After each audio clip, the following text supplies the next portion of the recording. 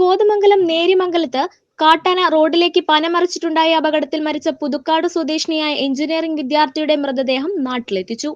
പാഴായി പടിഞ്ഞാറ്റുമുറി ചക്കാലമുറ്റം വിൽസന്റെ മകൾ 21 വയസ്സുള്ള CV ആൻമേരിയാണ് മരിച്ചത്. കോതമംഗലം മാർ അത്തനേഷ്യസ് എഞ്ചിനീയറിംഗ് കോളേജ് 3ാം വർഷ വിദ്യാർത്ഥിനിയാണ്.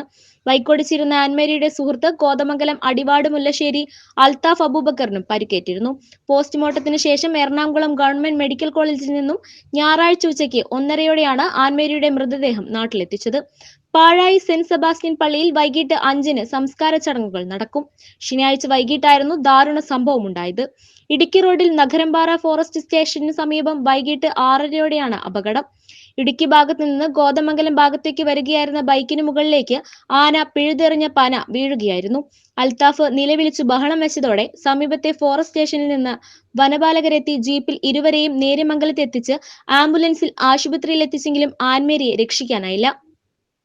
ആൻമേരിയുടെ കുടുംബം കഞ്ചിക്കോടാണ് താമസിക്കുന്നത്. കഞ്ചിക്കോട് IL ടൗൺഷിപ്പ് ഇൻസ്ട്രുമെന്റേഷനിലെ കമേഴ്സ്യൽ വിഭാഗം ഓഫീസറാണ് ആൻമേരിയുടെ പിതാവ് Wilson. Kanjikode government higher secondary സ്കൂളിലെ അധ്യാപിക ജീനയാണ് മാതാവ്. സഹോദരി റോസ്മേരി.